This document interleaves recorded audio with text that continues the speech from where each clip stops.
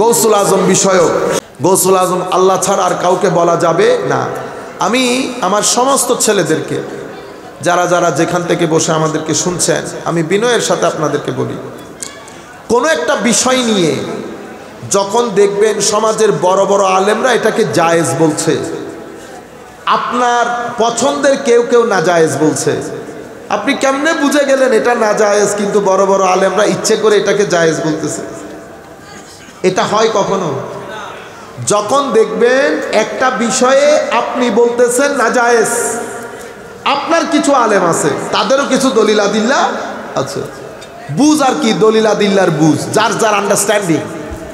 কিন্তু একই বিষয়ে আপনার সমাজের বড় বড় আলেম, যেমন এখানে বরুড়া মাদ্রাসার অধ্যক্ষ ঘাস কাটছেন, উনি কি মনে হয়?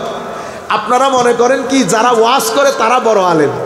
বাংলাদেশে যারা ওয়াজ করে মানে বক্তব্য দেয়, ওয়াজ তো না বক্তব্য দেয়, 90% বক্তা আমি সহ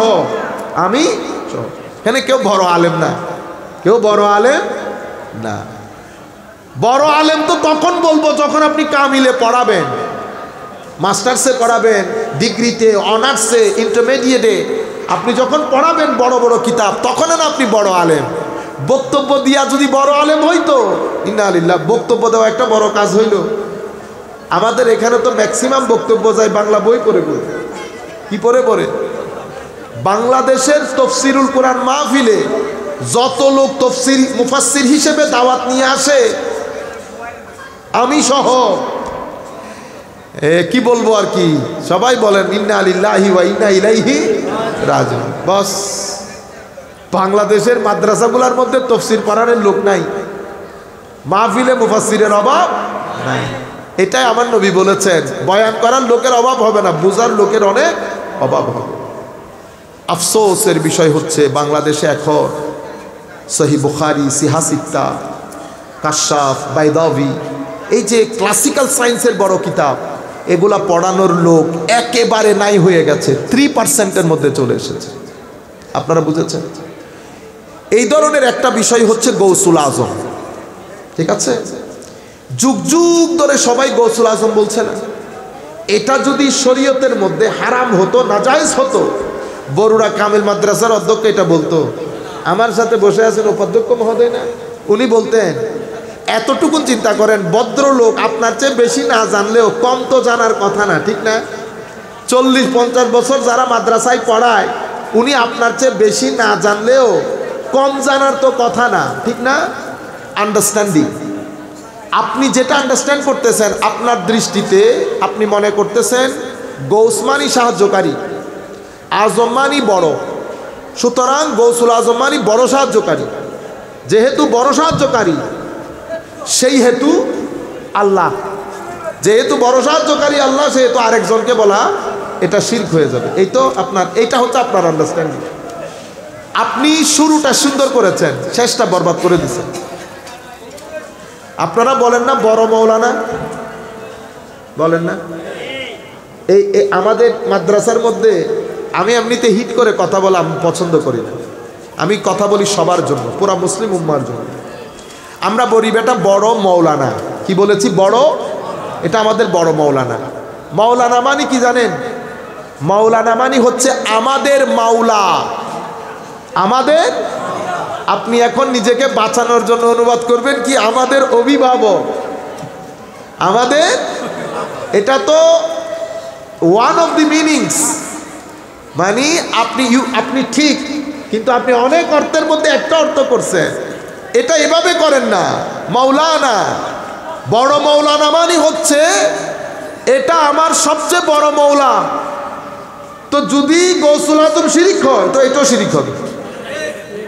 কারণ আপনি আমাকে বলবেন এটা শিরিক না কেন, যেই কারণে এটা শিরিক না একই কারণে এটাও শিরিক না। Very simple. মৌলাকে আল্লাহ না, আল্লাহ না মৌলা? তো আপনি কেমনে মৌলা হইলেন? আচ্ছা মৌলা, তবুও মেনে নিলাম মৌলা, এর মধ্যে আবার মৌলা না বলতেছেন, না পরে আবার বলতেছেন বড়। উমা আপনি বড়, ওইটাও সহ্য করবো আমি, মৌলানা এটাও সহ্য করলাম, আপনি এটা সহ্য করলেন।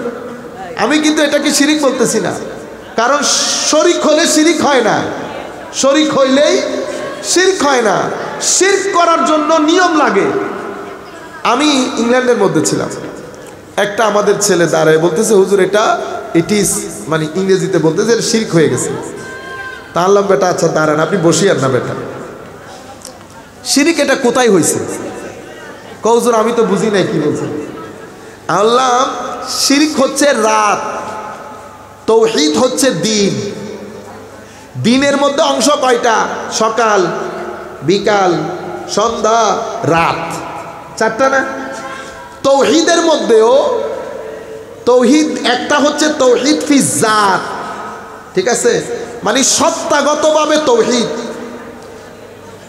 কর্মগতভাবে তৌহিদ, গুণগতভাবে তৌহিদ। আমরা কি বলি? জাত, সিফাত, আফআল। আল্লাহর সত্তা, আল্লাহর কর্ম, আল্লাহর সিফত বা বৈশিষ্ট্য, তিনটা। তো আপনি যদি বলেন শিরক হয়েছে, তো আপনি আমাকে বলতে হবে শিরকটা কি জাতের হয়েছে, না সিফতে হয়েছে, না আফআলে হয়েছে? আপনারা বুঝতে পেরেছেন? মাদ্রাসার ছাত্ররা প্লিজ এটা একটু বুঝেন বেটা। আমি আপনাকে জিজ্ঞেস করবো, আপনি শুধু শিরক বলে দূর দিলে হবে না।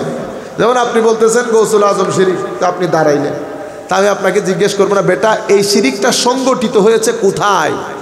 অ্যাক্সিডেন্ট কোথায় সংগঠিত হয়েছে বলতে হবে না, কি চিটাঙে না কুমিল্লায় না সিলেটে? এখন আপনি এটা বুঝবেন না, আপনি আমারে জিজ্ঞেস করবেন হুজুর বুঝি নাই। তা আমি আপনাকে বলতেছি শিরক তখন হবে যখন তৌহিদ না হয়ে যাবে, ঠিক আছে? তো তৌহিদ একটা হচ্ছে জাতের ক্ষেত্রে তৌহিদ, আল্লাহ এক, একক, অদ্বিতীয়, ঠিক আছে। আর একটা সিফতের দিক থেকে তৌহিদ। সিফত মানি আল্লাহর গুণ, আল্লাহর দয়া, আল্লাহর অনুগ্রহ, এভাবে আরো অনেক শব্দ। এরপরে তৃতীয় হচ্ছে আল্লাহর আফআল, কর্ম। কর্ম যেমন সৃষ্টি, সৃষ্টি করা কি আল্লাহর কর্ম না? ঠিক আছে, আচ্ছা। এখন তুমি আমারে বলবা শিরকটা কোন জায়গায় সংগঠিত হয়েছে, কি জাতে, না সিফাতে, না আফআল তথা কর্মের ক্ষেত্রে সংগঠিত হয়েছে? উনি আমাকে বলতেছেন, বেটা আমি হুজুর আমি বুঝতেছি না। আল্লাহ, এটাই সমস্যা হয়েছে। আপনাকে প্যারট রিডিং এর মতো একটা জিনিস শিখাই দেওয়া হয়েছে, যে ভদ্রলোক আপনাকে শিখাইছে, আপনি গিয়ে ওনার সাথে ডিসকাস করে আগামীকাল আসবেন, তাইলে আমি আপনার সাথে ডিসকাস করতে সুযোগ পাব। যেমন আমরা সূরা ফাতিহার মধ্যে আসি, আলহামদুলিল্লাহ। তো লিল্লাহর মধ্যে একটা ইলা আছে, কি আছে? ইলাহ। আপনি যদি আল্লাহ বাদে কাউকে ইলাহ বলেন, অর্থাৎ উপাস্য, ইবাদতের মালিক, তাইলে শিরক হয়ে গেছে। কি হয়ে গেছে? শিরক হয়ে গেছে। এই কথাটা আপনি মেটাফরিক্যালি বা রূপকভাবেও বলতে পারবেন না। আচ্ছা, এরপরে গেলে রব, কি এসেছে? রব। রব শব্দটা আল্লাহ, কিন্তু এটা আল্লাহর জন্য ব্যবহৃত হয়। কোরআনে পাকের মধ্যে এটা ইউসুফ আলাইহিস সালামের যুগের রাজার ক্ষেত্রেও ব্যবহৃত হয়েছে। তাইলে আল্লাহ নিজেকেও রব বলেছেন, ইউসুফ আলাইহিস সালামের যুগের বাদশাকেও রব বলেছেন। তাইলে বোঝা যাচ্ছে রব শব্দটা এটা একটা, আমরা বলি হাকিকি, মানে রিয়েল সেন্স, মেটাফরিক্যাল সেন্স। মৌলিক অর্থ, রূপক অর্থ, দুই অর্থে ব্যবহৃত হয়। মৌলিক অর্থ আর রূপক অর্থ মানে কি? মৌলিক অর্থ মানে আমার একটা হাত আছে, এই হাত। রূপক অর্থ মানে অমুকের হত্যায় অমুকের হাত আছে। কি এটা কি হইল এখন? রূপক। রূপক মানে হাত তার নিজের অর্থে ব্যবহার হয় নাই। তুমি বান্দা যেখানে যাও আমার চোখে চোখে আছো, তা আমার চোখ কি আপনার লগে লাইগা আছে? না, এটাকে বলে রূপক অর্থে ব্যবহৃত হওয়া। তাইলে রব শব্দটি দুই অর্থে, হাকিকত মানে রিয়েল সেন্স, মৌলিক এবং রূপক, দুইটাই জায়েজ, দুইটাই। এই জন্য আমি যদি কাউকে রব বলি না জায়েজ হবে, ঠিক মওলা শব্দটাও তেমন। এটা আরবরা মালিকরা আরবাব বলে, বুঝছেন নি? আরবাব। এরে আপনারা যে মূল কথা কোথায় বলতে চাইছিলাম, আলহামদুলিল্লাহি রব্বিল আলামিন। এরপরে মালিকি ইয়াউমিদ্দিন, আর রহমান আর রাহিম, আর রহমান আর রাহিম। তো মাওলা শব্দটিও এই ধরনের, আল্লাহর জন্য, বন্দার জন্য, কোনো অসুবিধা নাই। আর রহমান এটা শুধু আল্লাহর জন্য। কেউ কেউ বলেছেন, আমরা কেউ কেউর কথা এখানে না আনি। রাহিম আমার নবীকেও আল্লাহ রহিম বলেছে। বুঝতে পেরেছেন? তাইলে কিছু শব্দ মৌলিক অর্থেও ব্যবহৃত হয়, রূপক অর্থেও ব্যবহৃত হয়।